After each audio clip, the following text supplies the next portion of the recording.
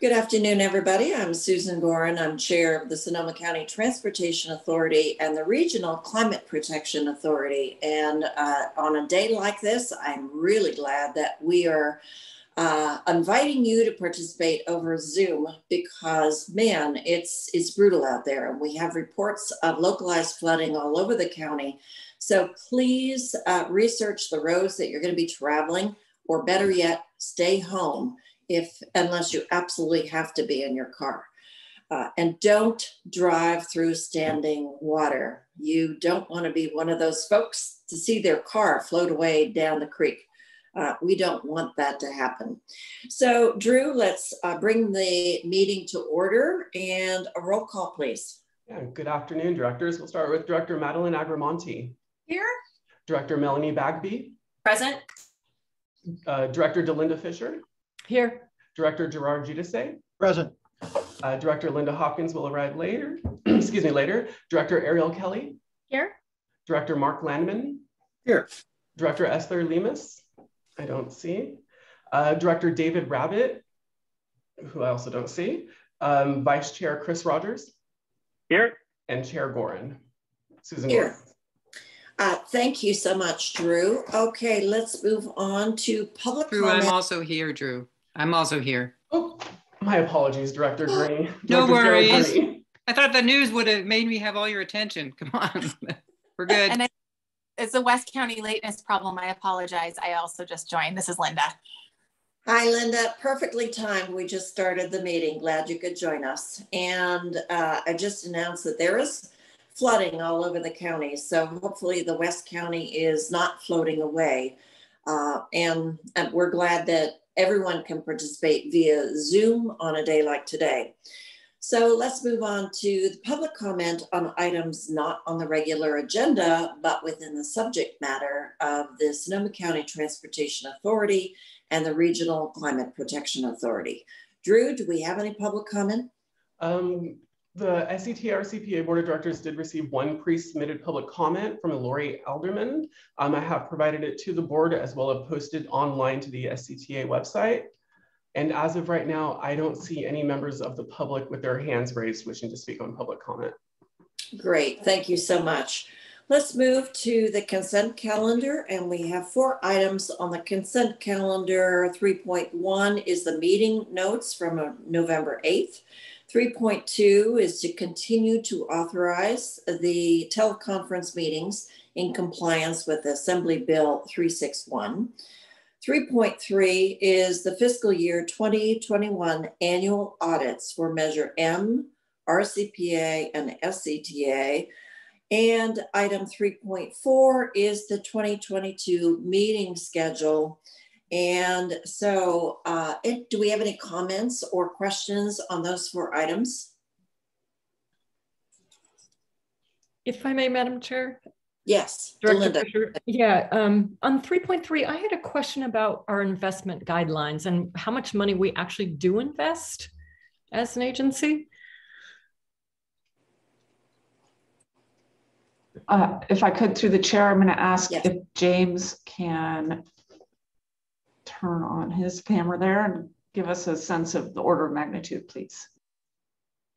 Sure. So our investments that are actually managed by the county. So all of our funds are on deposit with the Sonoma County, and we pool our funds with theirs.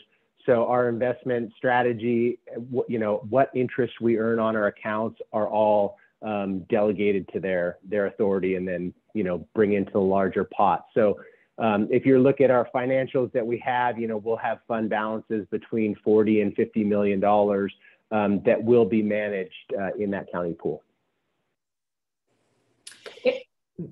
Maybe you could just, if we have an actual set of investment guidelines, perhaps for the county, if you could send those around. We do have, and in fact, I believe that was on the Board of Supervisors agenda during the last meeting last week. So if you go onto our board agenda and the consent calendar, there is the investment policy moving forward. And just in general, the board is given direction and that we are not actively investing in fossil fuels And there was something else on that policy. So you might look on that and you can get the information there. Great. Thank you. We can send that around. Great. Okay, good. Let's move forward. Oh, can't move forward yet. Public comment. Do we have any public comment on that particular thing? I do not see any members of the public wishing to speak at this moment. Great. And so let's bring it back to the board, and I need a motion and a second to approve the consent calendar. So moved. This is Madeline. Okay, who was first? Was that you, Mark?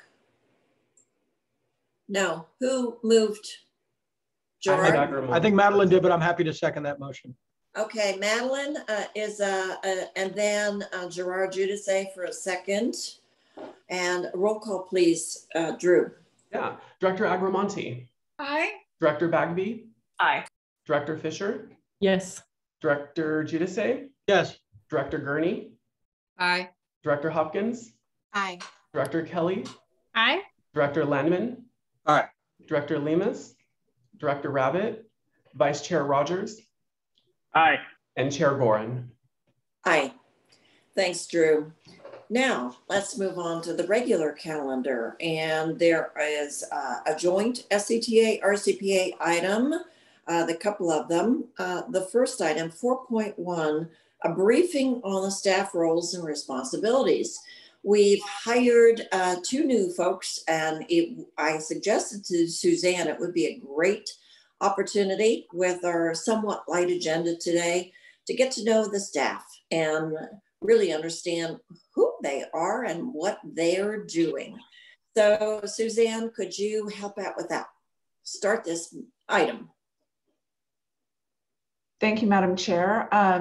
So these are 4 faces you see fairly regularly at board meetings. And if you're meeting with us on a certain topic, James Cameron is our Chief Deputy Executive Director, who oversees projects and programming, along with the administrative and accounting and finance functions of the agency. Janet Spillman is our Director of Planning, who oversees the Comprehensive Transportation Plan, the Active Transportation Plan, and also is our lead on regional planning issues, including a lot of the discussions that happen around housing.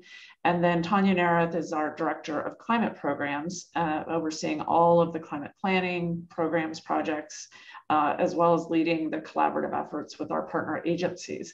So this is the management team at the SCTA. And then I'm going to hand it off to, sort of in reverse order there, hand it off to Tanya to talk about the RCPA team, and we'll go from there. Thank you, Suzanne, and good afternoon, directors. So just a quick overview of our mission and vision on this slide. And I'd like to start by just sharing how grateful I am for the opportunity to work with this very experienced and skilled team that we have on the RCPA side, as well as the entire SCTA RCPA staff. So I'll just go through one at a time. So BC Caps is our climate change program specialist, and he's been with us for almost a year. And he is responsible for the implementation of the Sonoma Climate Mobilization Strategy and coordination of our Bay Run programs working with the Energy and Sustainability Division. He will also be leading efforts for our 2020 GHG inventory, which you'll be hearing more about in the future. And BC's prior experience includes working for the County of Sonoma Energy and Sustainability Division, and he also has experience serving as the Climate Adaptation Coordinator for the North Bay Climate Adaptation Initiative. Those are just a couple highlights, many more in his background. Next, I'd like to introduce Chris Cohn. She's our Water Upgrade Save Program Manager, and she's been with the RCPA since 2019. She leads BayREN's Regional Water Upgrade Save Program and is responsible for all aspects of program planning, design, and implementation. And prior to joining the RCPA, Chris worked for the Climate Center and actually served on the RCPA team for the original 2010 Tariff on Bill pilot with the town of Windsor. In addition, she's managed the consultant program team for the SMUD Home Performance Program, so has a wealth of experience in energy efficiency. And then lastly, we have Phoebe Golden, who I don't think the board has met yet. Phoebe is our Civic Spark Fellow working for the city of Sebastopol, and she joined us in September of this year. Phoebe graduated from UC Berkeley in May of 2021 with a Bachelor of Science in Environmental Sciences and minors in Public Policy and Spanish Language and Literature.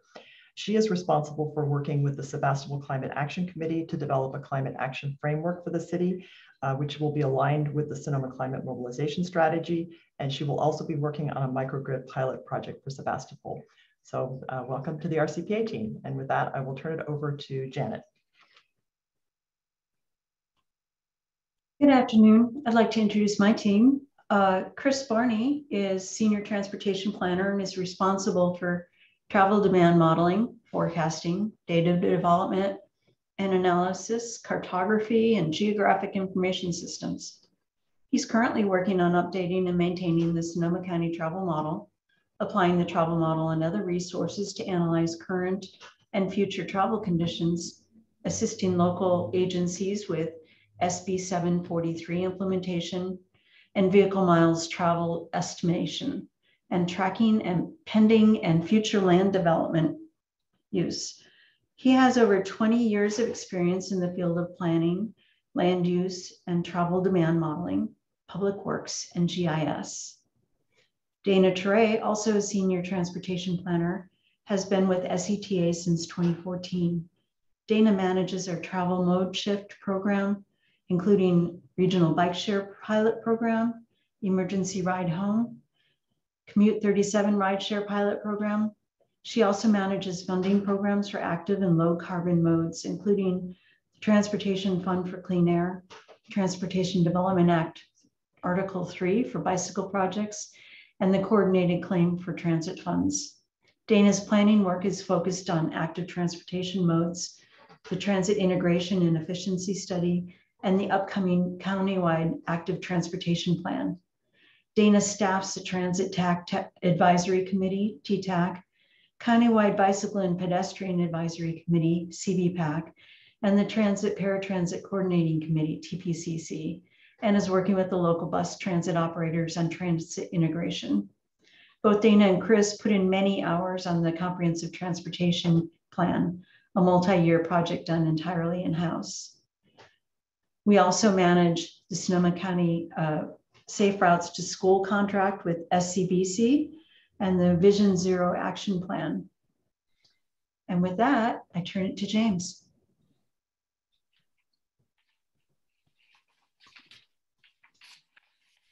All right, next up is our projects and programming team.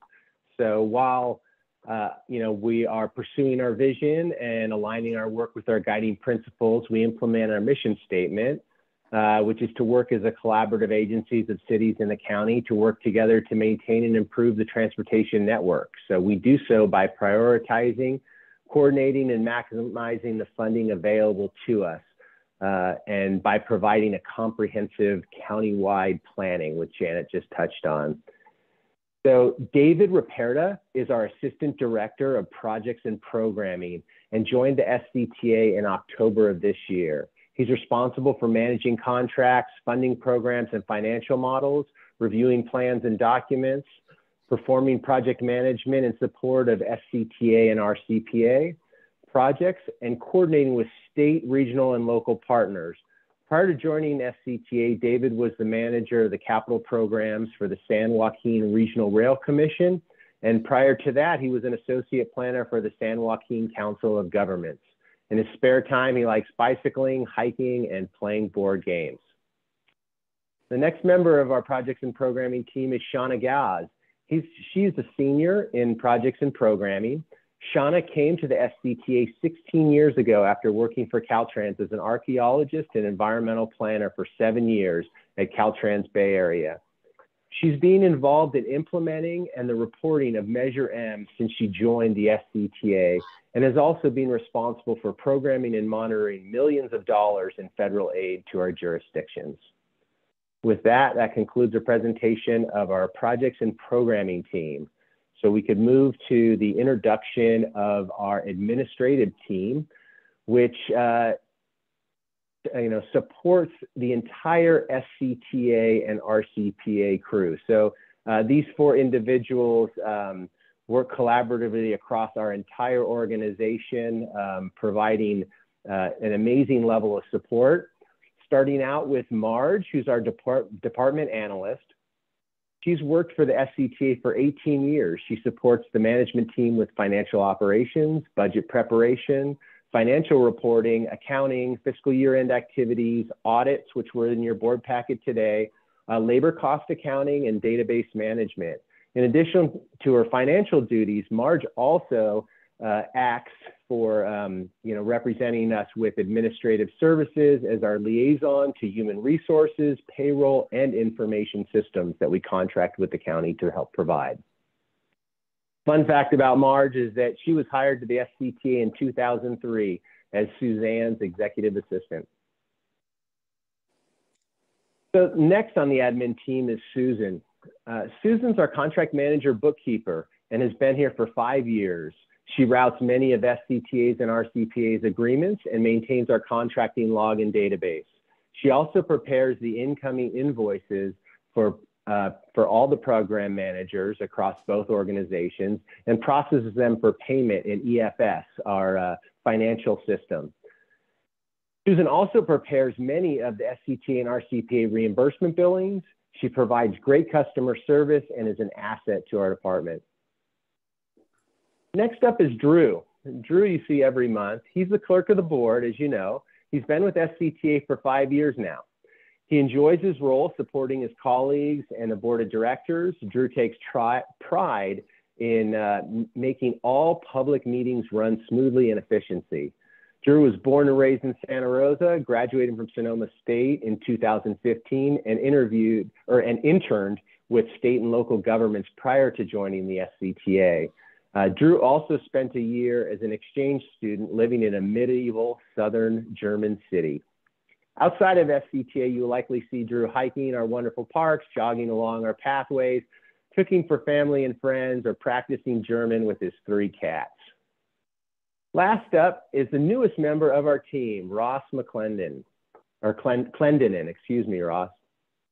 He's our marketing and communication specialist and began work here 2 weeks ago.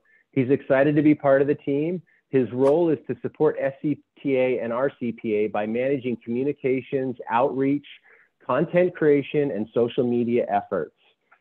He'll also be involved with committees, the annual report, and website updates.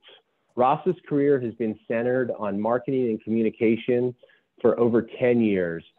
First in the wine industry and more recently promoting outdoor and desalination equipment. His approach is often story-driven, a result of his filmmaking and creative background. He enjoys finding ways for people to connect with messaging and information in a way that they find engaging. He's looking forward to helping Sonoma County residents learn more about climate protection efforts and transportation projects that will help all of us get around. As a Windsor resident, he's also looking forward to the SMART train's arrival downtown. He'll definitely be riding SMART in the future. And that concludes the presentation about our administrative staff.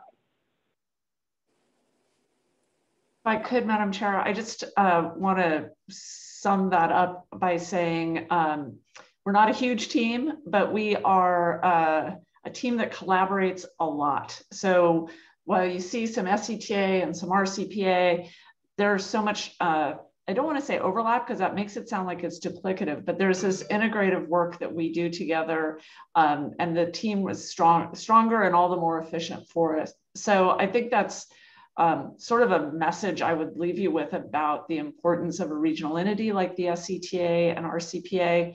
By housing us together, I think there's strength in those numbers, and we're able to sort of cross-pollinate the issues. So as you well know, transportation is the largest factor when it comes to GHG emissions. Having the staff right here in-house working together on those solutions, I think advances everything for us in the county. And I am truly honored to be the executive director of an organization with these folks. They are a pleasure to work with, and enjoy serving you and the public and our committees. So thanks for the opportunity to introduce them or reintroduce them to you and highlight some of their roles. If you have questions or comments of them, they're all available on the meeting today. But thanks for taking the time on the agenda to go through this with us.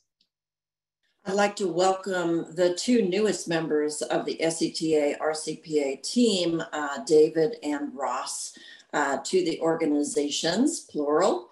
And I am so delighted that you have decided to join us because it's been challenging to recruit and hire during this pandemic.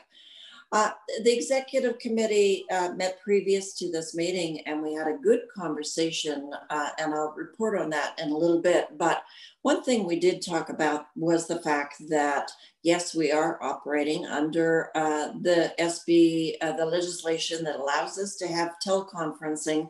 And we have the privilege of doing that, especially on a miserable day like today. But Executive Director Smith did assure us that almost all of the staff come in almost every day. And that really is indicative of the closeness of the teamwork of working together to all come together and produce great information and to move our projects forward.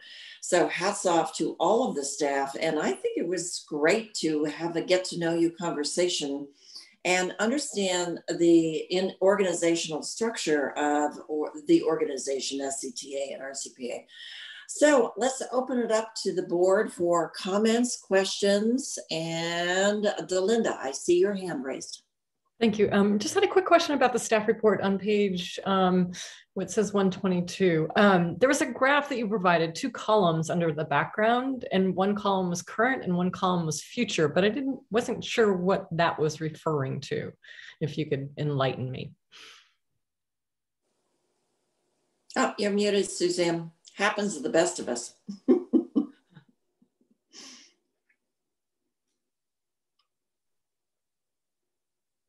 Sorry, trying to get to the staff report. Yeah.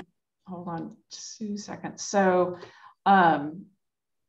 those are the consultant services that we use to augment the team. So we didn't really touch on that, but we do rely on some consultant support currently for engineering.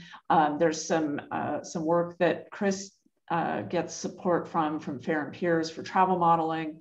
It's project management. We have KNN as our financial advisors. Sonoma County Bicycle Coalition does Safe Routes to School. So it was really meant to illustrate the how we augment staff capacity, and that in the future we may need some consultant support for the transit integration work, for travel demand management. If we don't fill the data specialist position, we might need something for data management.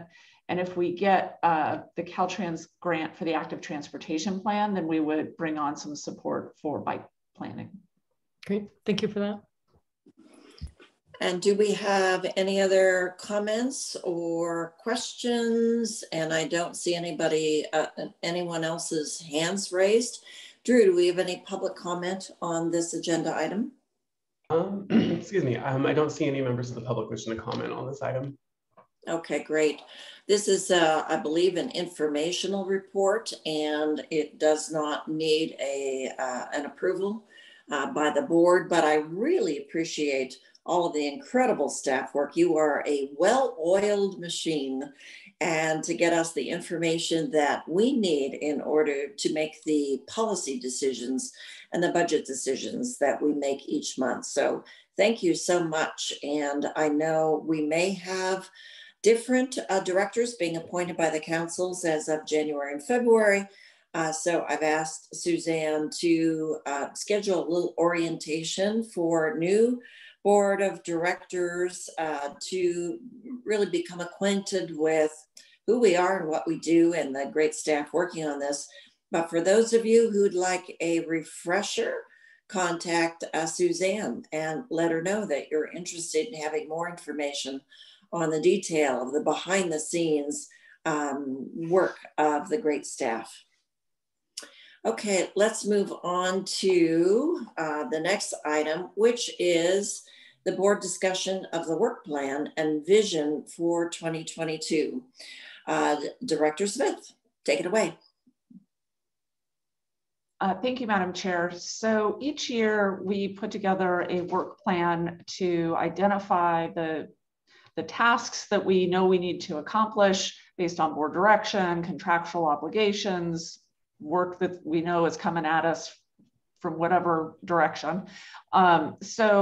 Included in the board packet is a matrix that shows this. We've divided the work plan up into 6 categories, and we've tried to distinguish the tasks a little bit between joint activities that are both SCTA and RCPA related, some that are specific to SCTA and some specific to RCPA.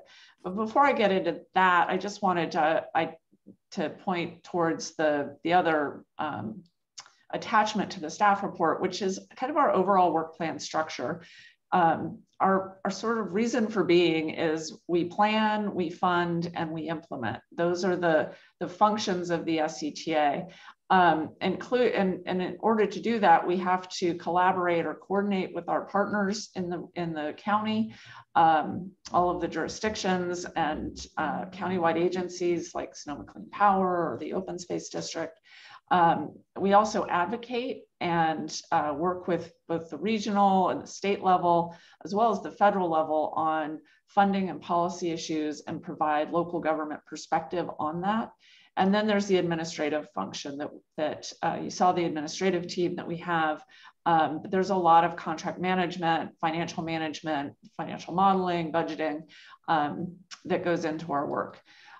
So the matrix included in the agenda packet for the draft 2022 SCTA RCPA work plan shows what the work plan for 2021 looked like and what we anticipate for 2022. And we've got the categories of planning, projects, administration, outreach and communication, programs, and funding programs. I would be happy to go through any of those topics. I would say what's challenging about this document is to put sort of an order of magnitude for each item. They're not all equal. Some are large undertakings, some are something that takes an hour to a month. It just really depends. But they do make up sort of the bulk of our work here at SCTA. I would note we had a couple of major accomplishments in 2021 in that the work associated with our comprehensive transportation plan and Plan Bay Area that is MTC's regional plan, that was completed. We concluded our EV 101 outreach grant with the California Energy Commission. We completed our procurement policy, and we finished the quick strike funding. We concluded the ULI panel work, and now have moved on to the ULI report implementation. And I wanted to bring this to you and share this with you as we do every year, but also have the opportunity to talk with you today or hear from you today about any thoughts or vision you have for the SCTA RCPA in the coming year as we work on transit integration or a climate funding measure or the climate mobilization strategy or the ramp up to implementing Go Sonoma. Those are all the sort of things that are on our plate, but I welcome the discussion from the board if there are priorities or vision that you have for us. Thank you. Really appreciate the format that you included in the staff report. So my question, I'm sure we will have others, is it looks to be like a mile wide and an inch deep. There are really pithy issues listed under the various categories. Do you have another working document that really goes down into the details of some action for each of those items? We do, in that each staff person has a work plan. And so that's where a lot of the detail gets sussed out. For example, bike share. Dana's got a work plan associated with the bike share program that makes up a piece of her overall work plan. She also is responsible for the TDA Article 3 and the TFCA fund programs. So she has, you know, tasks and a schedule associated with that each year. So that's where the level of detail, that's where you find that. Okay, great. And then I think my second question is, so is this something that is on the SCTA, RCPA websites as work plans, or how is this communicated to our community? It is really not highlighted separately on our website. That's an interesting idea. We've included, you know, we included in the agenda packet, which is online, but it's not highlighted separately. Okay, Ross, you've just been hired. Let's think about this. How do we communicate what we do to the community more effectively? Yeah. This is shorthand. It's great information. We all know what those items actually are and the amount of work that go into them. I don't think the community really understands it and appreciates what all those things are, nor would I expect them to, but there has to be a better way of communicating with the community about who we are and what we do beyond just our strategic planning vision and goals and objectives. I'm looking for board comment questions. Let's see, Delinda Fisher with her hand raised. I was going to use the ULI as an example. So having it on here this year as a panel, and then having it as an implementation, you know, knowing more about what that implementation might look like and what pieces of that and are going to happen in 2022 would be, I would like to have that sort of information. So when, you know, I think about that report and I sent it off to my colleagues on the council, it's like, well, okay, now what? And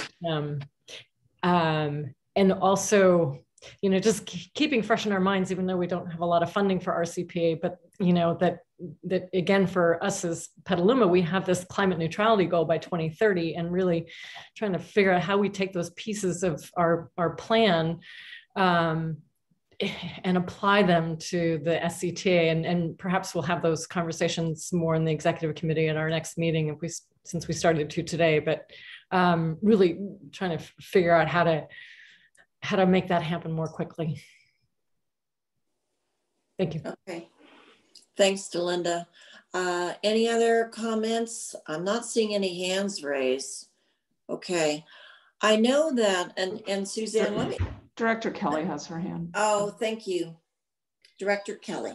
Thank you, Madam Chair. I just wanted to ask, I think I read in the item regarding PDAs and curiosity around the planning piece as we're coming together with our housing elements, the RENA allocation with ABAG, and you know the intersection point between transit, housing, and jobs, and housing being a key part of the mix. What does the work plan look like with regard to the housing piece and how that interrelates? I see where it comes into play with the PDAs and on that item, but in terms of the work plan, what can we expect? And is it appropriate to be prioritizing for 22 or coming out of 2022, going into 23 once the housing elements have been adopted? Should we be looking at SCTA, RCPA playing a role in how do we move those adopted housing elements forward as they relate to RENA and transit-oriented development? It's a good question. The role we have played in the housing arena is primarily as convener and bringing the planning directors together throughout the discussions around the RENA process and bringing the region in, you know, ABAG staff to talk and work with the jurisdictions. In addition to that, we provide the data piece, right, with our travel model and land use database. Throughout the next year or so, year and a half, as folks are doing their housing elements, I think we will continue to serve in that convener role because there's common consultants being used by jurisdictions. There's common interests in policy development and discussion. And so we have if not monthly, every other month meetings where those topics are discussed by the planning directors, and we call those meetings and, you know, create the agendas and do that work. How those, and then as you mentioned, and we'll talk about in a minute, priority development areas, you know, that's sort of the regional framework. RENA is the statewide framework. PDA's priority development areas are the regional framework to encourage transportation and housing densification. And that role is working with MTC to ensure that resources are available for PDA planning, that the jurisdictions are, you know, advantaged, I guess, if they've got PDAs, if that's what the region's goal is. And so figuring out how we make sure that communication and the data is solid at the regional level, and how that translates to the local level, that's kind of our role. So Janet does a great job with the sort of being the regional liaison. We don't have a housing or land use expert on staff, but we do have the opportunity to work with all of the planning directors who are the experts and kind of learn from them what the priorities are, and then convey that at a regional level when necessary. Does that help answer your question, Director Kelly? Yeah, thank you. And I think the piece that I think would be helpful going out, we're in our jurisdiction, and I know Windsor is in a similar boat with having such a large increase in our RENA in this cycle, and you know, navigating how do we move into our housing element and figure out where those units will be located. I think getting a better understanding for our planning team on how transit needs to play a role in that moving forward. So we're thinking holistically about it. And I would love, we just really don't have that expertise within our city. And so I think having SCTA play a role in really identifying the intersection there between the need of the balance of housing and transportation, and figuring out, you know, what information, planning, resources, et cetera, do you guys have that we can learn? And then also, how does that interrelate to the funding sources that, you know, we continue to build housing, but like we don't connect it to anything, right? Like it's just, they're on islands within our city. There's no sidewalks, you know, et cetera. So I think, or no bike lanes. And so the piece of it that I think is really important that SCTA can strongly help us with, that I think then also goes to our climate mitigation piece, is around how do we look holistically at this future development. And I feel like we don't locally have those resources or the answers, but I feel like we have such great expertise at SCTA. We would love to figure out how do we prioritize that in the next couple of years. Great, thank you. Other board members, comments, questions? Let me see, Melanie, I saw you nodding your head. Yeah, thank you. I think Ariel really hit on a priority for all of us, and that is the big challenge. Transportation and housing just go hand in hand, and it's, you know, it's what the voters have charged us to do. And, you know, SCTA is the natural repository for planning, whether we like it or not, but especially where the small cities are concerned, because we need help with that. And I also, you know, like to challenge or bring the county RENA numbers into that, because I think that, you know, one of the things that we're all a little dubious about is the RENA numbers that the county has, and how, you know, in Sonoma County, the voters have said that they want urban growth boundaries and they want to protect our open spaces. And so, you know, if we can at SCTA, or, you know, in some capacity, really have a conversation between the cities and the county about, you know, locating those housing requirements in urban centers and having them, you know, meet our transportation needs. I think that, and I'm asking the question, it's it's probably beyond SCTA scope, but it needs to happen somewhere in a regional body. We need to have that conversation somewhere. And at least, you know, SCTA might be the natural place for us to kick that off. So I'd be interested to hear what staff has to say about that.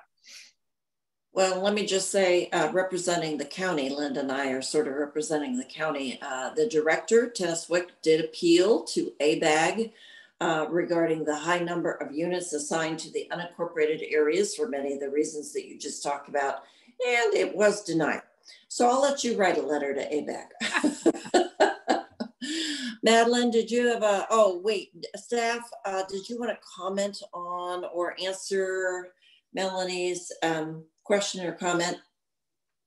I think I'd like to talk with Janet a little bit more and maybe have a further discussion with you, Director Bagby, about how you think we can be most helpful. It is, you know, as I said, is the housing piece is not our wheelhouse.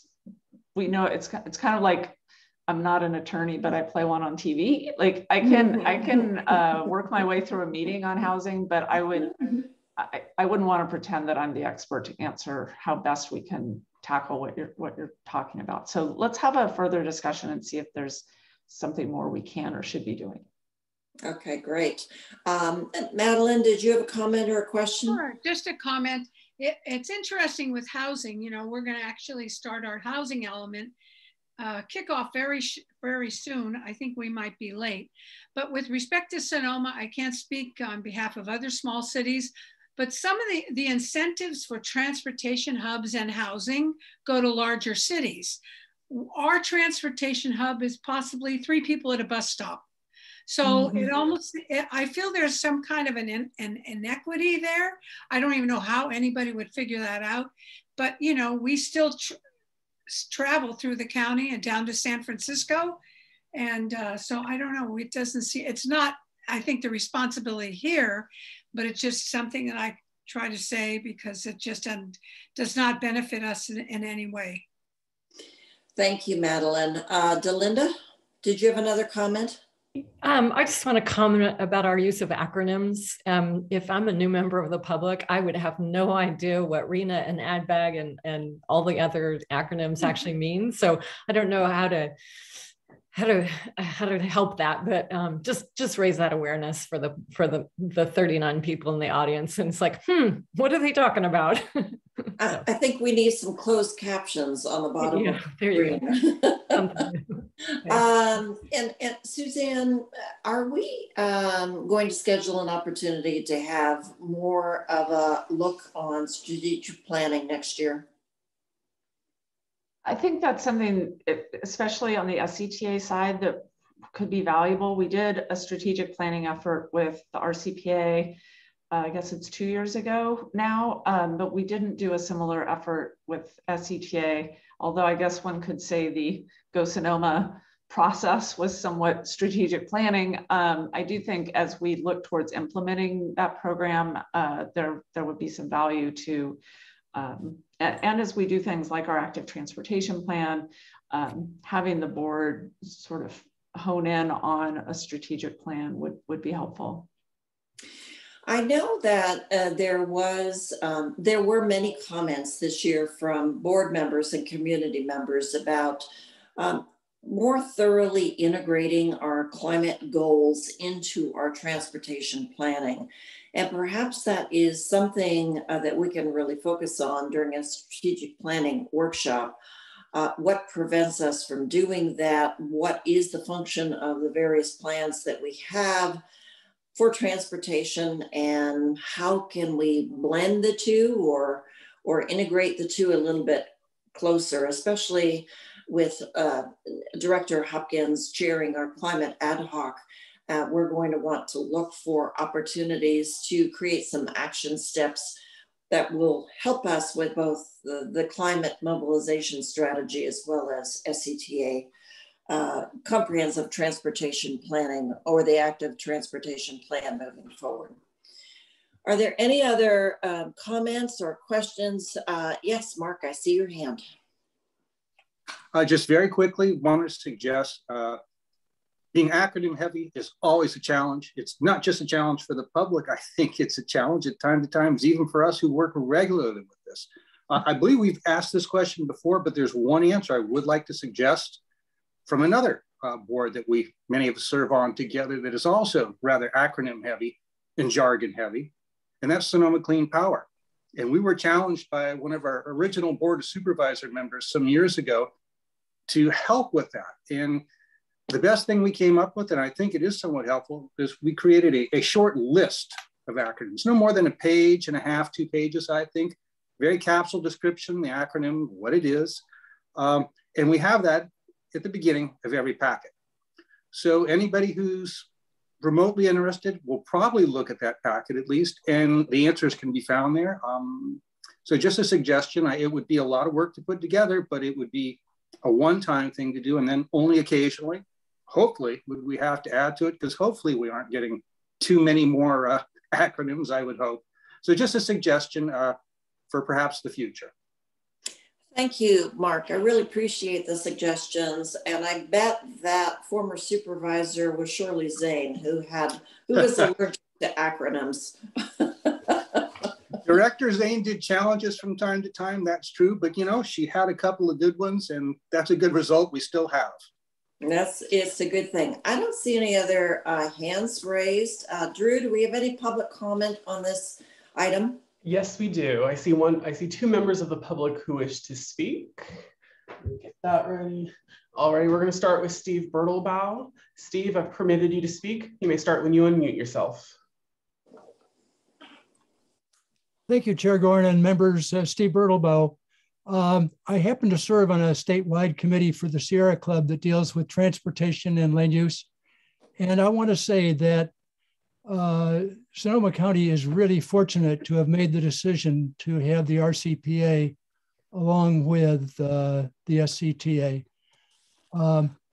It gives, transportation and land use and housing are all linked at the hip. And you've been saying that, but in other parts of the state, they don't have the connection that you have. And so we are organized to do very well in this area.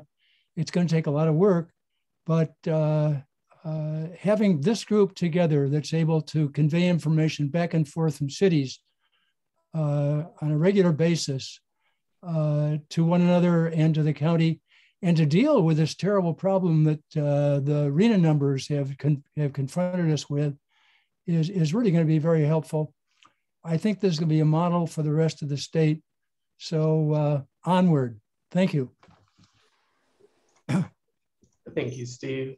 The next one I have in line is Tom Conlon. Tom, I've permitted you to speak. You may start when you unmute yourself. Thank you. I appreciate the opportunity. Tom Conlon on the Citizens Advisory Committee for this body. I wanted to thank staff for compiling this draft work plan matrix. I find this very useful and really does a good job of summarizing everything in one place for us.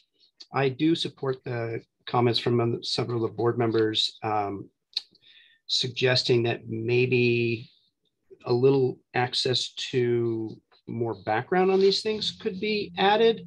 I'm thinking like a hyperlink from this to the pages on the SCTA website where some of these are already described. Not that everything in this list deserves such a link, but that it might be helpful. Even somebody like me who's been trying to track this for a while, I have some questions about what exactly some of these phrases refer to. I am a little confused by the segregation of the programs 2021 category from the funding programs category. I know that historically we think of the funding programs as being buckets of money that we go after, but I also know that some of the ones that are in programs above are potentially new buckets of money for us to think. So maybe we can see a way to explain that distinction a little bit more. And then I like the idea of adding the acronyms glossary to this board packet, as well as to this kind of work plan page when the members of the public are trying to decipher this stuff. So thanks again for pulling this together. Very helpful. All right, thank you, Tom. Chair Gorin, I don't see any other members of the public who wish to speak. Great, thank you. I want to thank both of those members of the public for commenting. Good suggestions. Thank you so much. So let's conclude. I believe this is an action item. Do we have any final comments from the board? If not, I need a motion and a second that we approve this as our work plan. So moved. I'd be happy to second that, Madam Chair. This is Katati. Thank you. Who moved that? Sorry, Rona Park. Apologies. Thank you. If you could identify yourself, because you're not always on my screen. Yes, ma'am. and Katati seconds. Thank you so much. Appreciate that. Roll call, please. Absolutely. Director Agramonte? Aye. Director Bagby? Aye. Director Fisher? Aye. Director Giudice? Aye. Did I hear that correct? Director Giudice? I didn't see the nod, sorry. Yes, again, sorry. My apologies. That's okay. Director Gurney? Aye. Director Hopkins? Aye. Director Kelly? Aye. Director Landman? Aye. Vice Chair Rogers? Did we lose? He had to step away. He'll be right back. Be right back. And then Chair Gorin. Aye. So thank you so much. Let's move on to item 4.3, which is the 2022 legislative principles. Executive Director Smith. Thank you, Madam Chair. Each year we ask the board to consider adopting a set of legislative principles to help guide staff and board members on legislative matters at the state and federal level. They are meant to be general guidelines so that when topics come up in Sacramento or in Washington, D.C., we have a general, the staff have a general sense of the board's thinking on state funding or policies. And then oftentimes we come back to the board if there are specific legislative efforts that seek letters of support or we would want to oppose. And so this is really just the foundation for any legislative advocacy work that we would pursue. So included in the agenda packet is a list of legislative principles related to climate change and one specific to transportation. I'd be happy to walk through them, but they're fairly similar to last year, although I did update them a bit, removing some of the sort of super specific things and recognizing that we actually got an infrastructure bill at the federal level this year, and that there's still work to be done on the Build Back Better federal legislation. And so with that, I would be happy to take questions or comments or concerns. If there are particular items that you think should be emphasized, that would be good to know as well. Thank you so much for that introduction, and thank you for preparing and amending the legislative principles. Always important at the beginning of the year, if not the end of the year, to move forward. Comments from board members? Any comments? Questions? Melanie Bagby? Yes, I have a question for Suzanne. At this time, can you help me understand, are you looking for our proactive legislative platform, like policies that we would want to see that we're not seeing, as well as categories? And if I'm not seeing that in what we've got in front of me, can you help me understand what we're looking at on page 129? And should we break it out into, our agenda that we want to see, and then also the agenda of what we want to follow and advocate for in Sacramento and in Washington? Does that make sense? So I think I understand. There are often legislative advocacy platforms or positions that councils or the board of supervisors take. MTC does this, for example. They give very detailed. Frankly, we don't have a lobbyist, and we have not we have not been able to dedicate the resources to have that level of detail. So what I have done is try to highlight, for example, there's some very broad statements, right? Secure funding from the state budget surplus. That is extremely broad, but if the board says, yeah, we want to do that for climate and transportation, then I feel that I've got some direction to work at a regional level or work in Sacramento and not be too far out over my skis that no, in fact, you do actually want some of that money to go towards housing, to go towards transportation and climate. And as opposed to you saying, you know what, we don't need any more for transportation right now. The focus should be only on homelessness. Like if that's where the board wants us to go, I would want to know that so that I'm not advocating for something that isn't a priority. So that's been more the intention of this document in the past, is to give some sort of guardrails for me as your representative in advocacy. But if there is a different approach you would like us to take that maybe is complementary to this or even replacing this, I'd be happy. I'm very open to it. I need to preface it with getting very specific can get a little daunting when it comes to climate and resilience in particular, because it crosses so many issues.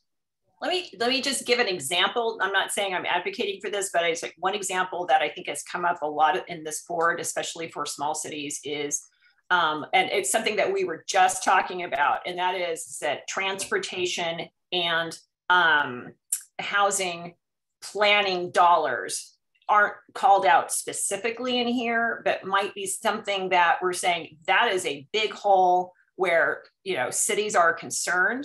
And because it's hard to come by, those planning dollars are hard to come by and they're very specific. So and I'm not saying we do that, I'm saying that that's an example of something where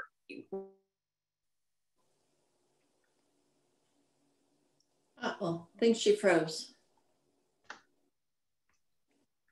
Safe route or, last mile planning or, creating a complete transit system instead of, individual funding for, individual transit agencies.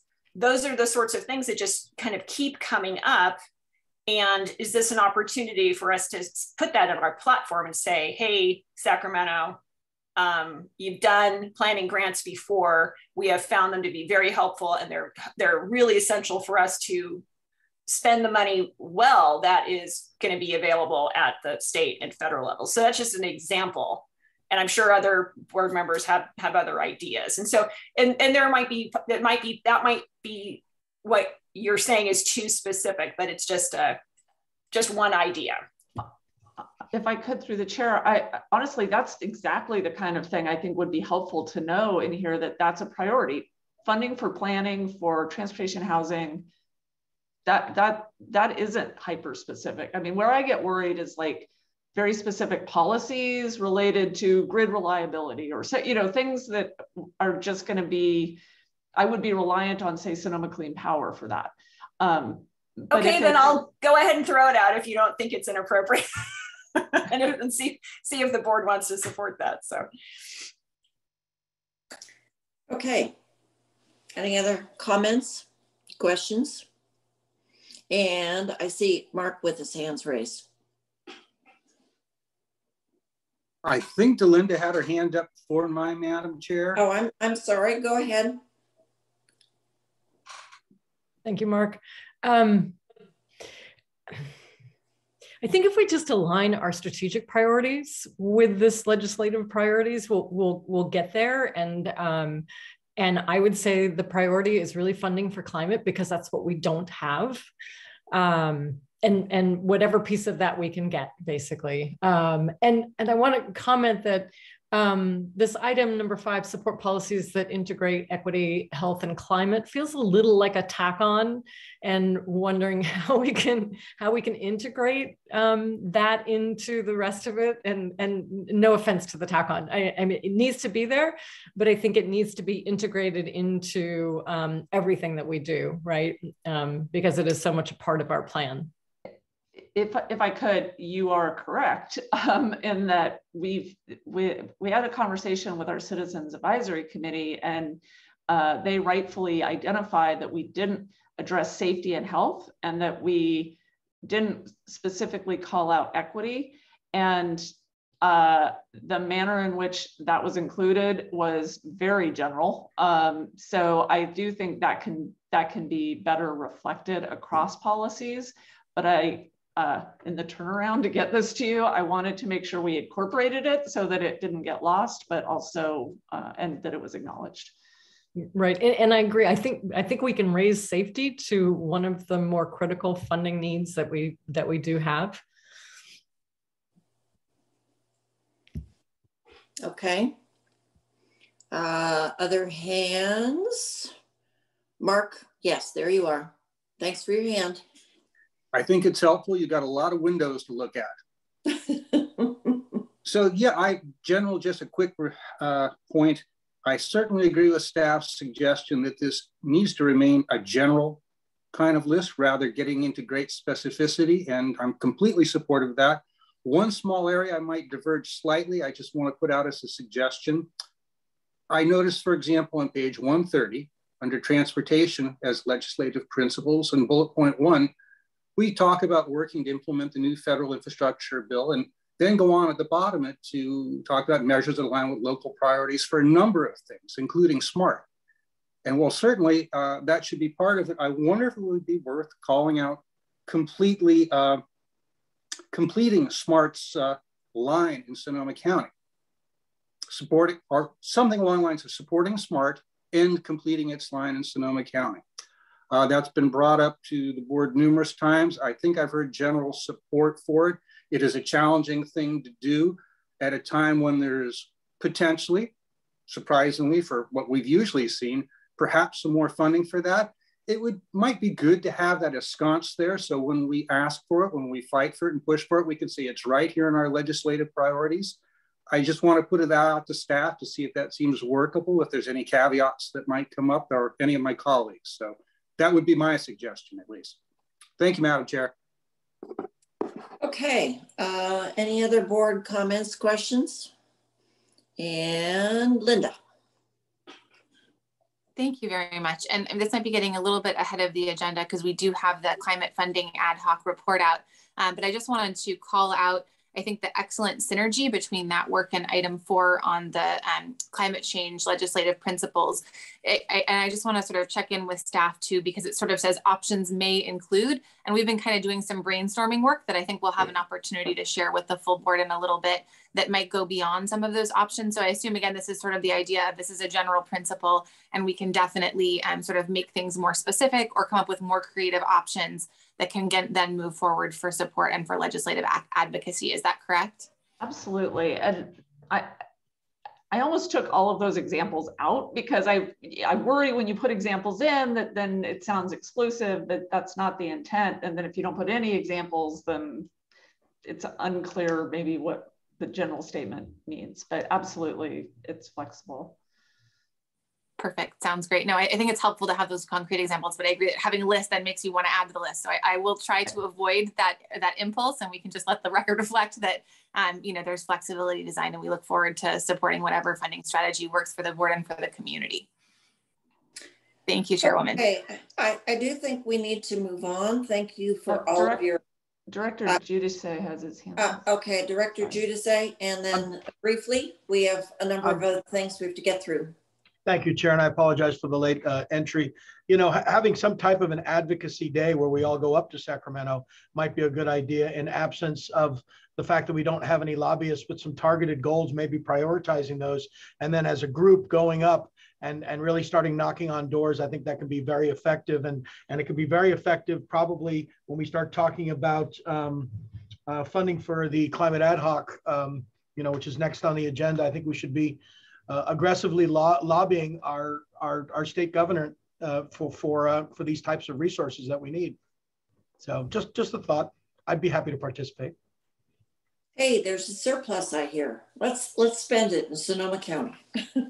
Absolutely. We're the only regional climate protection authority in California. Time for them to fund this pilot program. That's right. Okay, any other board comments? If not, we'll go to public comments. Drew, do we have any public comments on this item? I do not see any members of the public wishing to speak on this item. Okay, let's bring it back to the board.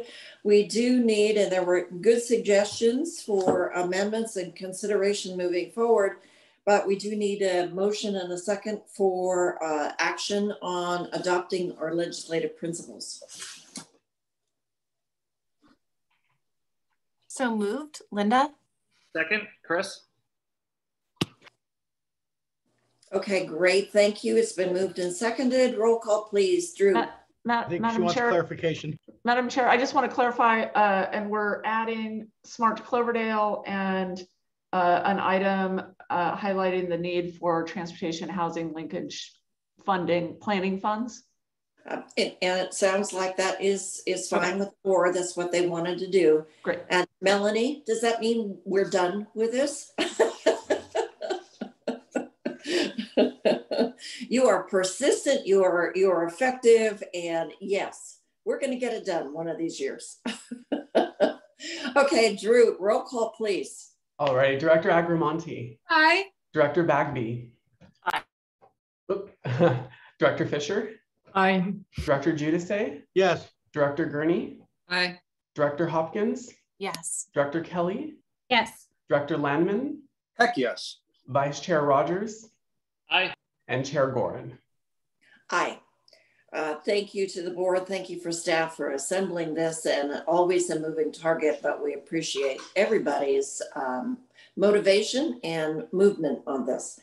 Okay, so let's move to SCTA items, planning for the 2021 technical update to the priority development area investment and growth strategy. We're talking about jobs, housing, and transportation. This is the mechanism to actually get this done. I wish it were not taking so long to produce housing and the PDAs, but here we are. So Director Smith. Thank you, Madam Chair. I'm going to hand this over to Janet Spillman and Chris Barney to run through a presentation on the investment and growth strategy data that we need to submit to MTC. Great, thank you. Great, good afternoon. Chris Barney and I are here today to discuss the update to the priority development area investment and growth strategy. And I must say right now that I cannot say that full title every time. I will be shortening it to PDA, investment growth strategy. ABAG established the PDA program in 2008. And in 2012, oh, I'm sorry, Drew, can you show our presentation? Yeah, let me go get it.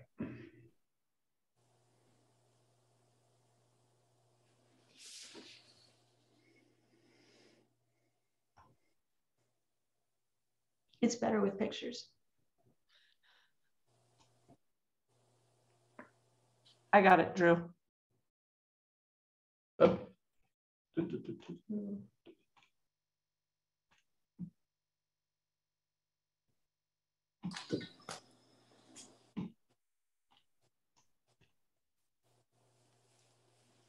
No, I don't. Go ahead.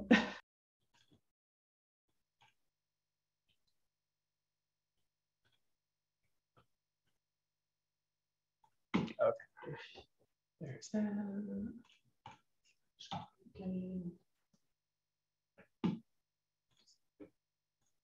Oops. Did I do that right? Nope, wrong button. There we go. Thank you. Woohoo. Oh, there are all my comments. Maybe we go back to presenter.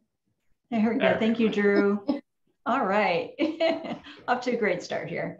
So back to the front slide, please. Slide one. Slide one, please. Awesome, thank you. All right, so in 2008, ABAG established a PDA program. And in 2012, they updated the OBAG program, the One Bay Area Grant Program, to provide funding for PDA program, PDA planning, and to prioritize transportation infrastructure in PDAs. In this presentation, Chris and I will describe the PDA program and its interaction with transportation funding programs and the current the current required technical updates. Next slide, please. Great, thank you. First, I'd like to point out that Sonoma County has a long history of focused growth. Local policies and practices were already in place, making it easy in theory to join the PDA pilot program in 2006, especially for the more urban communities. There were, however, many issues to be resolved over the years around scaling the degree of densification and intense transit to the reality of focused growth in Sonoma County. Next, please. So what is a PDA? PDAs are locally identified and should be around 100 acres within an existing urbanized area and have existing or planned infrastructure to support development that will provide or connect to a range of services and amenities that meet the daily needs of residents, making non-motorized modes of transportation an option. The area must plan for a significant increase in housing, including affordable units, which can be a part of mixed-use development that provides other daily services, maximizes alternative modes of travel, and makes appropriate land use connections. And finally, it must be served by a minimum of transit service and other VMT reducing travel options. Next, please. In 2019, the requirements for PDAs expanded, allowing more areas in Sonoma County already planned for growth to be designated as PDAs. With the addition of the Gravenstein Corridor in Cotati, Corona Road in Petaluma, and 3 in the unincorporated county, the airport area, Santa Rosa Avenue, and the Springs, we went from 12 to 17 PDAs. Please note that there are no PDAs in the cities of Healdsburg or Sonoma. Next, please. One benefit of the PDA designation is that there have been planning funds available to develop planning documents. Either they may be called station area plans, PDA plans, or specific plans. Most of the older PDAs have an adopted plan, and the newer PDA plans are in process. For a better look at the PDAs in the region, see the URL on the screen, on the slide rather. It's also in the staff report and attached PDA investment growth strategy report. Thank you. Next. In general, the PDA investment growth strategy is a collection of data that demonstrates a connection between transportation and housing. It documents commitments made by the jurisdictions to reduce VMT. This is embodied by the list of planned transportation projects you will see later, and by the transit enhancements projects submitted by the SCTA and included in the last 2 iterations of Plan Bay Area. Next, please. For this update, MTC requires 3 items: a list of planned transportation projects, housing permits issued in the last RENA cycle, and new housing, and especially affordable housing currently in the pipeline. Next, please. The transportation project list is in detail in the PDA investment and growth strategy document within the agenda packet. On this slide are the recently approved 5-year list of transportation projects. Since we recently adopted that list of projects, the jurisdictions and transit agencies demonstrate their commitment to provide transportation infrastructure to the PDAs. The list on this slide shows the number of transportation projects located in PDAs by jurisdiction. By far, the greatest number of projects on the transportation project list, 51 of the total 65 are in PDAs. Those jurisdictions not on the list above either do not have PDAs or do not have a project in their PDA. Next, please. Here's another way of looking at the number of transportation projects by PDA. And you'll note that unless there's, in 4 PDAs, there are multiple transportation project sponsors. Conversely, there are projects, especially transit projects, that span more than 1 PDA. Among other things, this is evidence of a collaborative effort among jurisdictions. Now I'll hand off the presentation to Chris Barney, who will provide more information on housing and mobility trends. Great, thanks Janet, and good afternoon, directors. I'll be walking through some of the high points that we've pulled from the data on PDAs that we've assembled for this technical update. So Drew, if you can advance to the next slide, please. Okay, so starting off, this graph provides a summary of recent housing permit activity in PDAs in the county. The data was compiled by ABAG and includes the total number of permits issued from 2014 to 2019 in each PDA. So you can see the PDA names to the left and the number of issued permits in the bars on the right. The data also breaks down the affordability of these units. You can see the different color scheme outlined below the graph with very low, low, moderate, and above moderate units specified by color in the bars. You'll note that Santa Rosa and Petaluma have been permitting hotspots, but there's also been significant permitting activity for affordable housing in the Sonoma Valley Springs area and Cloverdale PDA. Next slide, please, Drew. So moving over to travel behavior and vehicle miles traveled, this slide shows vehicle miles traveled per trip, or the average length of trips taken in, to, or from each PDA using information we collected as part of the Sonoma County Travel Behavior Study. Down at the bottom of the graph, you'll see these gray bars summarizing countywide PDA and non-PDA averages. And you can see that PDA trips, which are average trip lengths, which are the top gray bar, are generally lower than trip lengths for the total county and areas outside of PDAs. Estimates for the individual PDAs are above in different shades of blue. They're darker blue if they're lower than the countywide average, and shaded light blue if they're higher. So VMT per trip is generally lower for the majority of PDAs, especially for those in higher density areas near transit, or that are focused on bicycle and pedestrian travel. But areas with higher values are generally employment focused or further from the populated core of the county. But this being said, there are many opportunities for these areas to reduce trip lengths and total VMT, doing things like improving jobs housing balance, providing housing in these employment areas, and increasing options for non-auto travel. Next slide, please, Drew. So shifting back over to housing, this map shows the location and size of pending housing projects in Sonoma County. The orange dots represent pending housing project locations, and the size of the dot represents the size of the project or the number of units attached. You can see a little bit of some pink areas on the map. These are the PDA boundaries. You can see that those are mostly covered up by the housing locations. So you can see that there is a concentration of pending housing development in the PDA areas. We do have a detailed map of this online as well, which is available here in the presentation, and I will go ahead and drop that in the chat as well right now. Next slide, please, Drew. And then for this final slide, we have a summary of pending affordable housing units located in each PDA.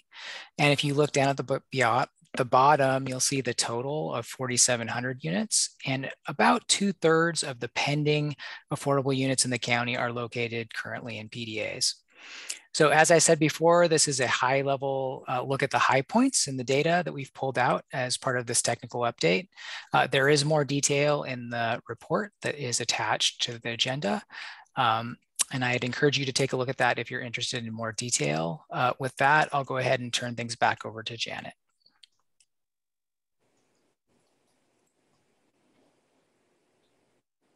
Next, please.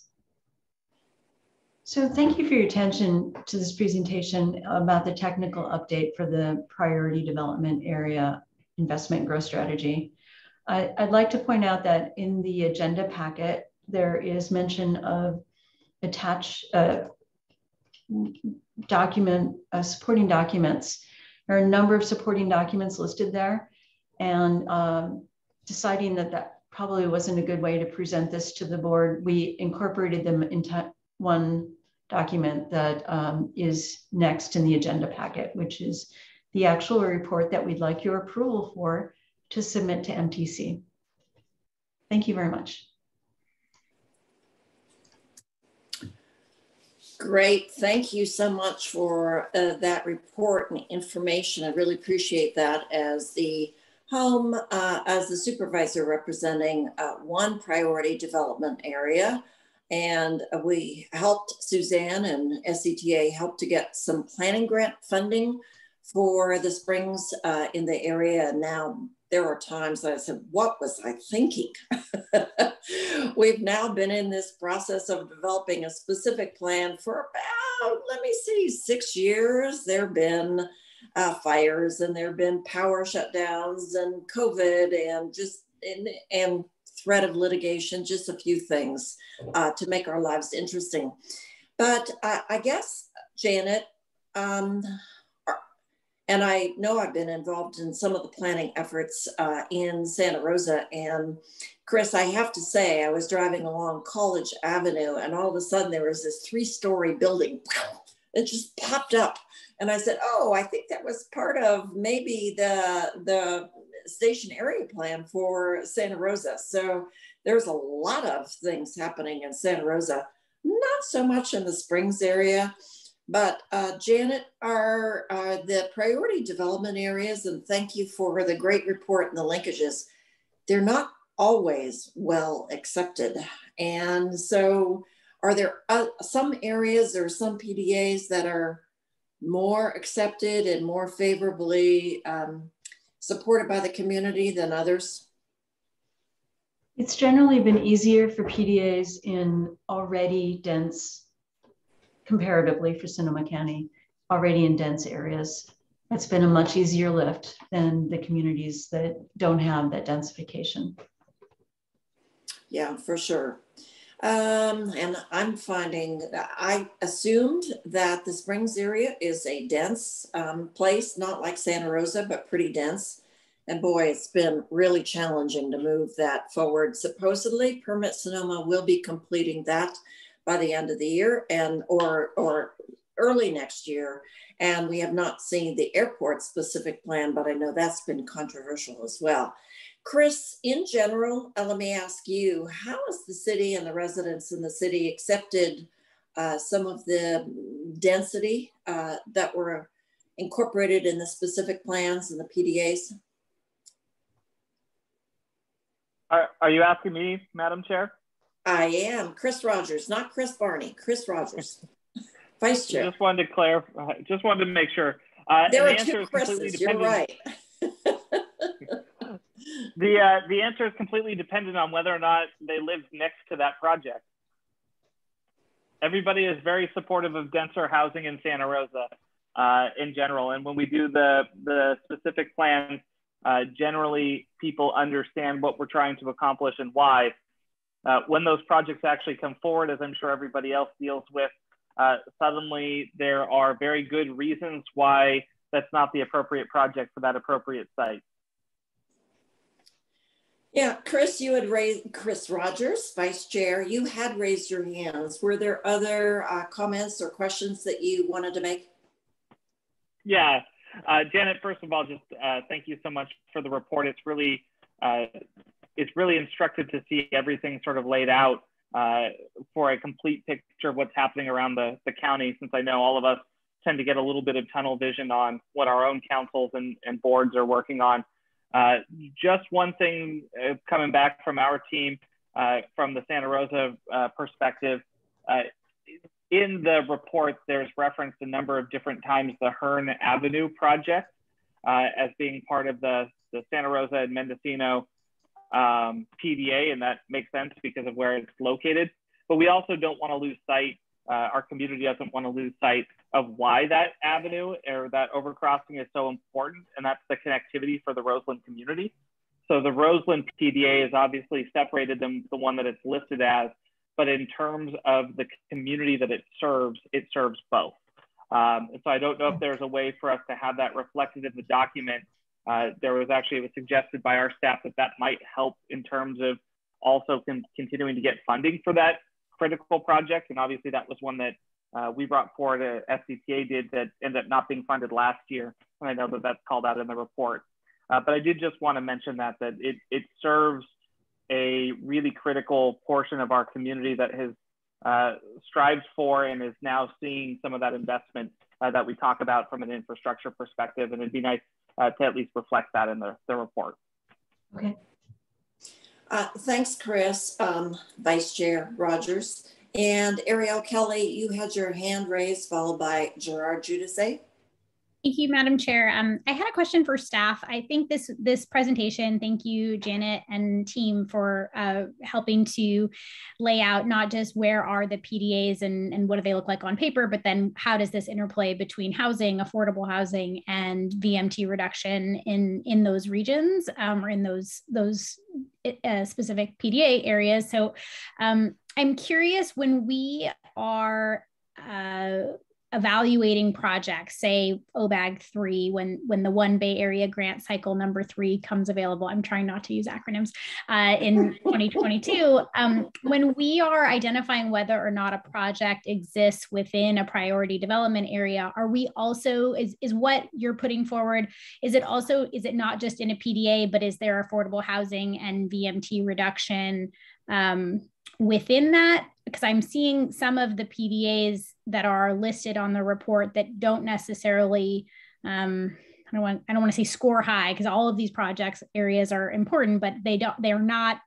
associated with housing, or they're not associated with scoring high on the VMT scale. And so I'm just wondering, is that what you guys are proposing, that we're going to not just be looking as to whether or not it's in a priority development area, but is it also kind of hitting on those high points? So we will be proposing that as much as we can. The guidelines for OBAG 3 are not yet out. And this is done in the cycle of OBAG with the understanding that it informs OBAG, but we've never understood exactly how it informs OBAG.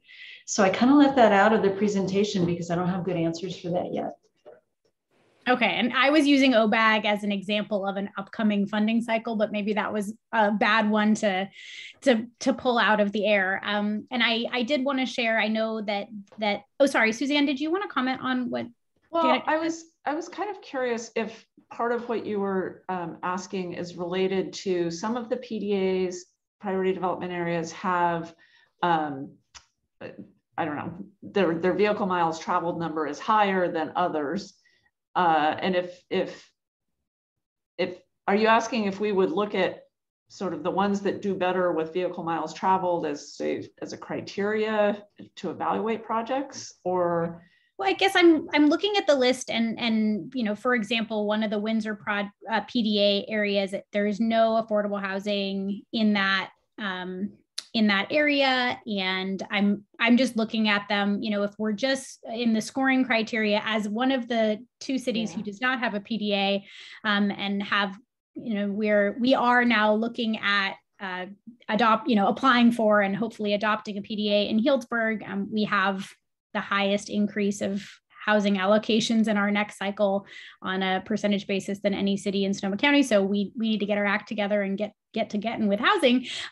So I'm asking because I'm curious, how are we evaluating, you know, are we just saying, does it have a PDA, check the box, or does the PDA have a meaningful impact on the things that we care about, such as equity and affordable housing, and such as reducing our vehicles miles traveled?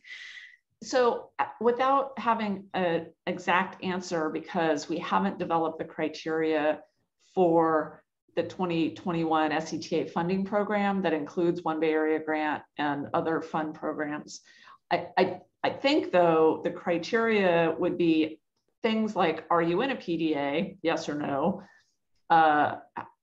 Does does your project address affordable housing? Well, if it's in a PDA that doesn't have affordable housing, then the answer is probably no. So I think we're going to look at, does your project increase vehicle miles traveled? If it's a bike project, the answer is going to be no. If it's a roadway project, then possibly. So I don't know if we will get at it because it's in a PDA, but I think we'll get at it from just the other list of criteria that we will have when we score projects. But we will be bringing that to the board next year to talk about what those criteria should be. Okay, great. Yeah, I think this presentation was really helpful in just understanding that not all PDAs are created equally, and there's a few different ways we can be looking at them as we get into what that criteria looks like in the future. And I'm happy to know that that's coming down the pike. So thank you. Thank you, Director Giudice. Thank you, Chair, and thank you for that wonderful report. Most of the development in Rohnert Park is taking place in 3 specific plans around town, but we do have active development in both of our priority development areas, both at Sonoma Village and in the downtown area. We're ready to bring 97 units, 7 of which are deeply affordable within the PDA in Central Rohnert Park. We're just waiting on some stoves and some dishwashers that are sitting in a cargo container off the coast of Seattle somewhere. And we're ready to bring another 38 units of affordable housing over in Willow Glen that we were supposed to cut the ribbon on last month, but the same reason we're waiting on stoves and dishwashers. Having said that, Rohnert Park loves its PDAs. We're grateful for the initial $500,000 grant we got from MTC to study the priority development area. And each one, as Director Kelly has said, is very unique. Although the PDA for Central Rohnert Park doesn't show a lot of affordable housing, within a half mile of that project, there are hundreds and hundreds of affordable housing units that have been constructed or in the process of being constructed using techniques like high density bonus offsets and forgiving setbacks to allow the buildings to come closer to the street and scale more vertically is certainly the way to go. I'm happy to announce that we do have active development at Sonoma Village in the PDA, and we're in the process of building our first 146 units, and very grateful for the connectivity to the smart station at the Katati location. So kudos to you, Director Landman, and we appreciate that partnership. So I know that this captures a moment in time. I think you said between 2014 and 2019, but so much has changed in Rohnert Park over the last year and a half with regards to development, specifically with the with the PDA. And I think you're going to see us move forward in the next year with the development of the downtown. So so I just wanted to kind of make some comments, and I don't know if there are any little side notes we can make there with regards to progress that we're making in the last year and a half. But there's been a lot of progress in Rohnert Park PDAs during that time period. Thank you. As a person representing Sonoma Valley, I really want to thank Santa Rosa, Rohnert Park, Petaluma, and Windsor for constructing as many units as you have, really housing so many in our workforce. They may be working in Sonoma Valley and elsewhere, but as we see the density increase, I'm forever grateful to all of you and wondering how the county is actually going to shoulder its 2,200 housing units in the unincorporated area, or 2,300. I'm nervous about that. But I guess my follow-up question, Janet and Chris, Director Hopkins and I do represent smaller unincorporated areas, and we are desperately in need of planning grant funding with certainly Supervisor Hopkins has been advocating for some planning grants for some of the river areas or Forestville.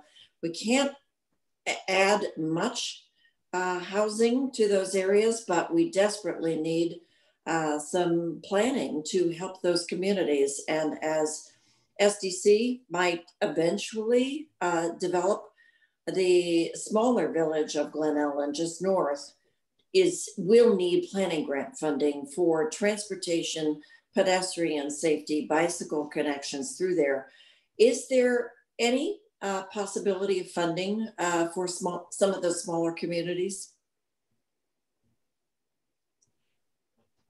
Oh, I stumped them.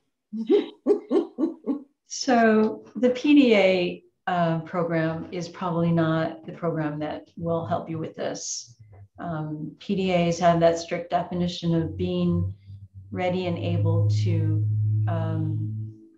add housing, is planned for additional density, is served by transportation policies and transit and that kind of thing.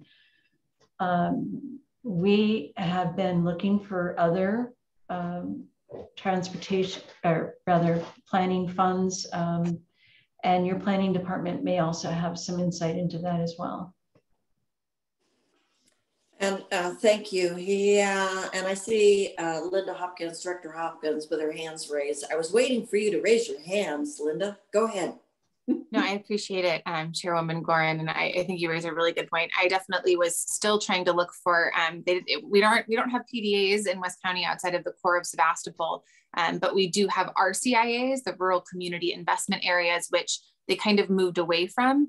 But it is really critical. And I just want to, it was really interesting to just hear everyone's perspective on this item. And I feel like we keep having the same conversation at this board, which is you can't talk about transportation unless you're talking about housing, and you can't talk about climate unless you talk about both of them. So I'm really glad that we're diving into this and we're having these conversations, but I would definitely be interested in advocacy per the chair's comments on the rural community investment areas and on planning funds, because ultimately we also need to serve the existing residents with better, sort of infrastructure and transportation. I think that planning funding would be really, really helpful on that. Otherwise, it's just sort of, bike plan here. It's all sort of scattershot. And I know that Chairwoman Gorin, you've had the same issue with trying to piece together different bike lanes, but it's really, we need to take that holistic look at a whole area to kind of bring together the housing, the transit, and then most importantly, the bicycle and pedestrian improvements as well.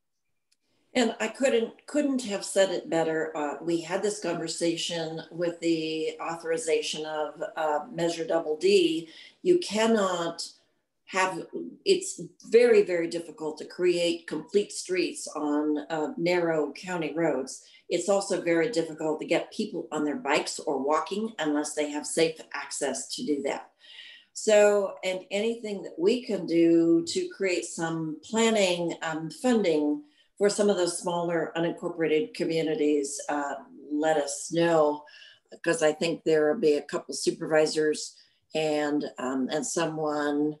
Okay, Gerard needs to break away. Great, thanks. Thanks, Gerard, for being with us. We really I have 10 more minutes. I apologize. Oh no, it's all good. I don't see any other hands raised. And so let's ask for public comment. Drew, any public comment on this? Yes, I do see a member of the public who wishes to speak. So let me go pull that timer up. Alrighty, we have Tom Conlon up. Tom, I've permitted you to speak. You may start when you unmute yourself. Thank you, Drew. Thank you, board. This is very helpful to see. I appreciate all the work that went into pulling this together. I know that on page 138 of your packet, one of the slides that Janet presented shows the fraction of affordable housing at the low and very low level. And the presentation slide was a little easier to read because the colors were different. But if you think about the equity impacts of where the most affordable housing in the county has been going for this 2014 to 2019 period, this presentation really jumps out at us that the Springs and Roseland remain the two areas in the county that are putting forward the most housing permits.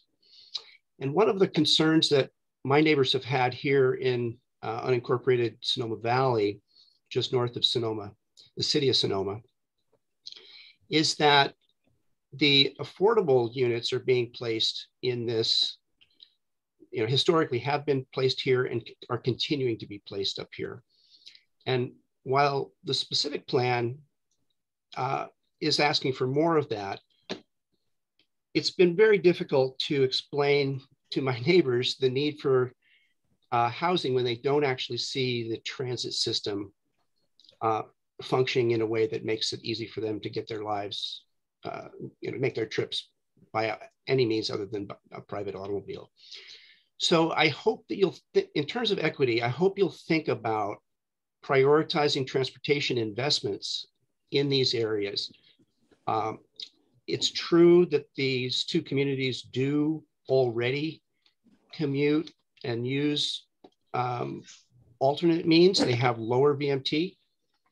Oh, sorry, I take my time. Pardon me, I was looking at my chart. Thank you. Great, thanks, Tom. My apologies, Chair Gorin. I don't see any other members of the public who wish to speak. Great, thank you. And I think Tom just articulated the challenge that we experience in Sonoma County. We need a more effective transportation system to accommodate growth. And that will be our next item coming up. But we first have to take some action on planning for the technical update of the PDAs. And I need a motion and a second, please. It's still Linda Fisher. I'll move the item. Second. Gerard. Second. You're going to second it, right? I know you are. It was Chris. Are you there? It was Director Rogers. Rogers. Oh, Vice Chair Rogers. Okay, good enough. Roll call, please. Certainly. Director Agramonte. Aye. Director Bagby. Aye. Director Fisher. Aye. Director Giudice. Director Gurney. Aye. Director Hopkins. Aye. Director Kelly.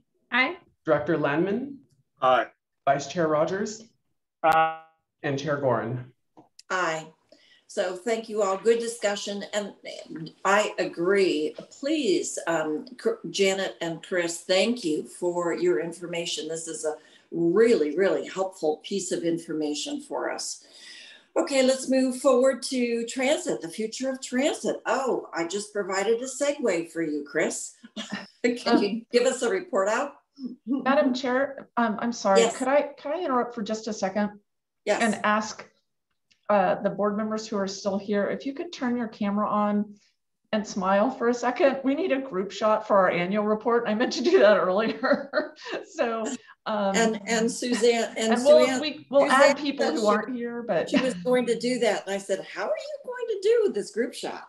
All right, smooth your hair, fluff it out. All right, thank you. 1, 2, 3, 1, 2, 3.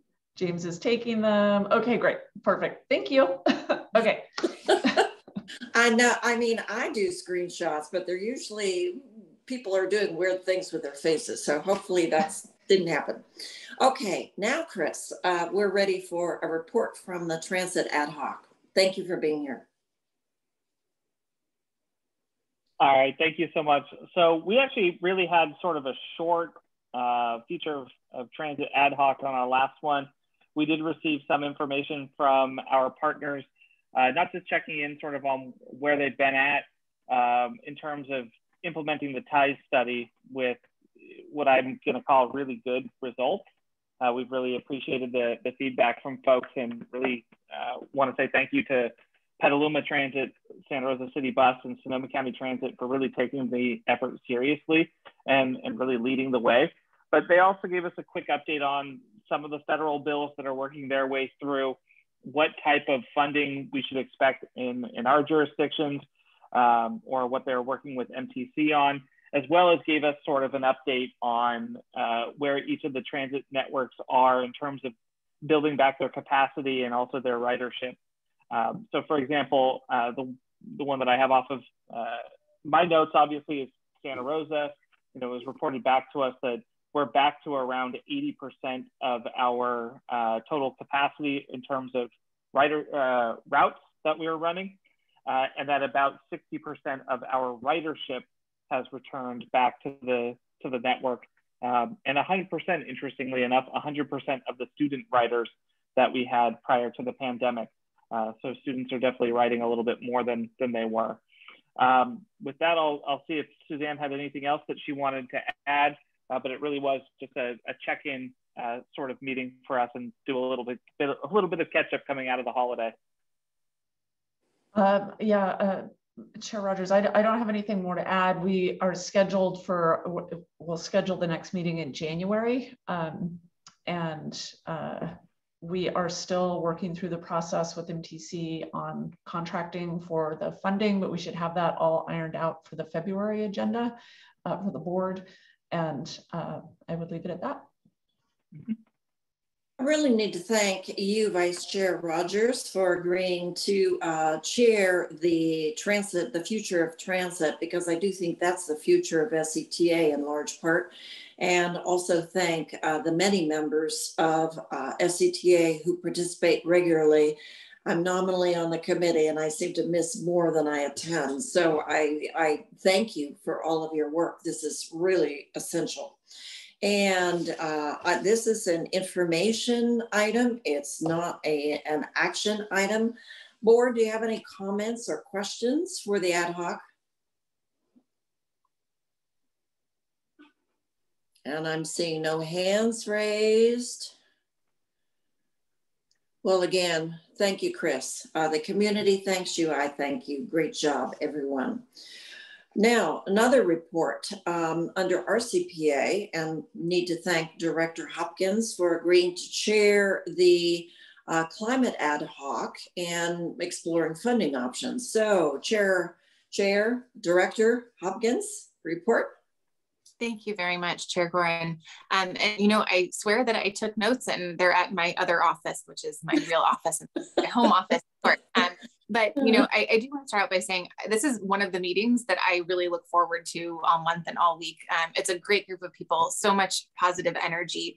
And I think that we arrived at a few conclusions at our last meeting, but more importantly, we're looking forward to another meeting, which I believe is happening this Thursday, to sort of continue to refine, in particular, sort of different funding ideas, which then hopefully we can bring back for legislative advocacy, as we discussed a little bit earlier.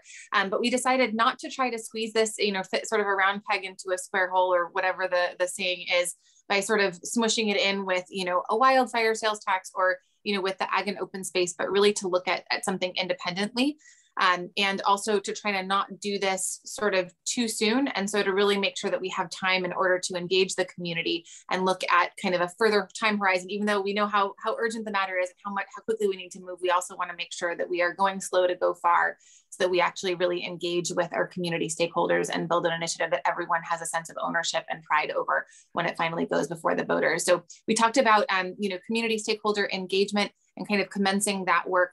We talked about how to sort of fund those efforts and seeing if there are ways that we can, you know, sort of have some alignment with some of the work that the county is doing in terms of surveying. We kind of explored those possibilities. And then we also are really, really excited by different creative funding mechanisms. So things that are not sort of that standard regressive sort of attacks, but really trying to think outside of the box. To find things that would also achieve some of our equity and social justice goals. And so it was a really just great brainstorming session. And we realized that an hour was far too short. And so we're looking forward to our meeting later this week. And I would defer to any of my colleagues who are on the committee to capture what I missed or what I misstated, since I'm noteless today. Well, we thank you, and especially for your recognition that passing a revenue measure is very difficult, and also your recognition that you need to build community support for that. And it was, okay, we've just hired our newest employee, Ross Clendenin, and I would suggest that he meet with the climate ad hoc to start brainstorming about community education. How do we not only communicate the good things that we're doing, but starting to build the case for why it's important to consider revenue measures. And you may come up with some innovative ideas. Wait, a carbon dividend? You and I had talked about that for a while. What does that really mean? Board members, comments, questions, and I really want to thank all of you serving on the climate ad hoc as well. Comments, questions, and I'm not seeing any hands raised. So even without notes, I think you gave a pretty good report. And we look forward to future engagement on this. Drew, do we have any public comments on this item? No public comment on this item. Okay, let's bring it back to the board. And great, we look forward to you meeting and then continuing to keep us informed about potential revenue funding measures. And I know Linda and I serve on the climate ad hoc for the county, and we're doing exactly the same thing, combing the pieces of funding bills, whether it's Build Back Better or or other funding mechanisms for implementation of a number of projects. So we'll continue to work with RCPA, Tanya, and great folks here to explore revenue options in common. We've come to the end of our regular agenda, but we do have reports and announcements and just a quick update from the executive committee. We are working through an incredible evaluation of our executive director, Suzanne Smith, who's just been doing exceptional work this year. And we're now really engaged, and we're not quite finished with the interactive conversation. So you may see an executive committee is scheduled for in January to continue the good conversation.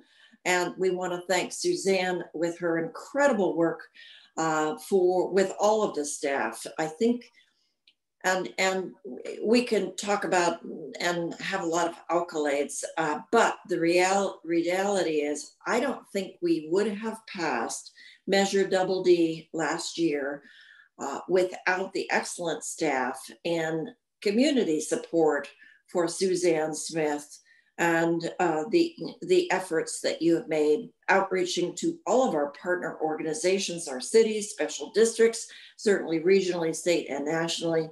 And so we thank you. We'll continue the good conversation about moving forward. But the other issue that we talked about is at what point does this board want to come back and have an in-person meeting? And if so, how would we accommodate the public? And we decided that maybe now is not the right time, but we should have the conversation in another couple of months, looking at where we are with a variant and other variants that may be emerging. And on a day like today, where we have flooding everywhere, it feels good to stay high and dry and recognize that there are many people living in their cars and along the, hopefully not along the creeks, but out in the streets.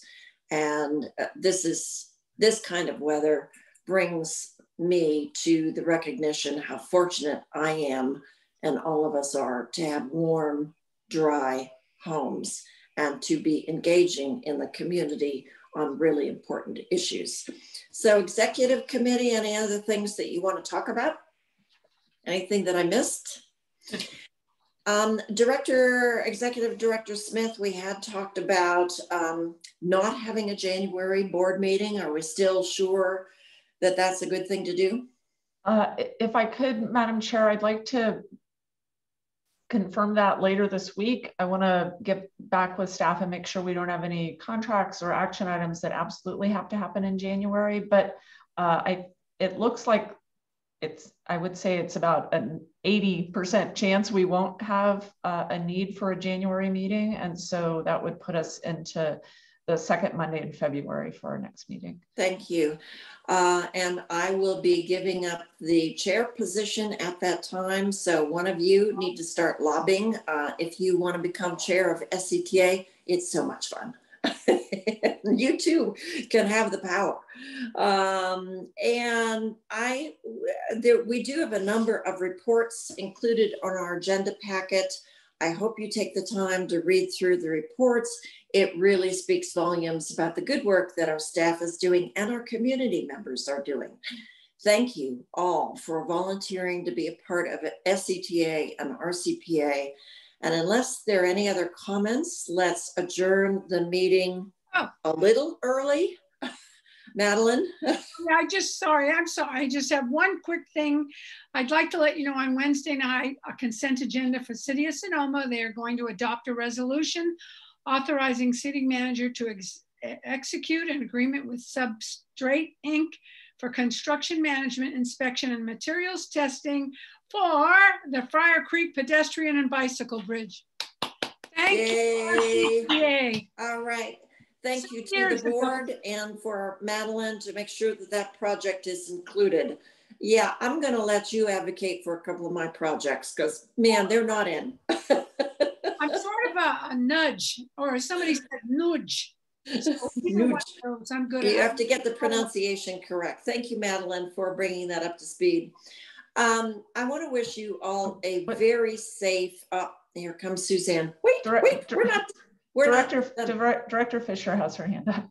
Thank you. Thank you. I was just going to offer that James's report does have a list of acronyms with their definitions, so that's a great place to start.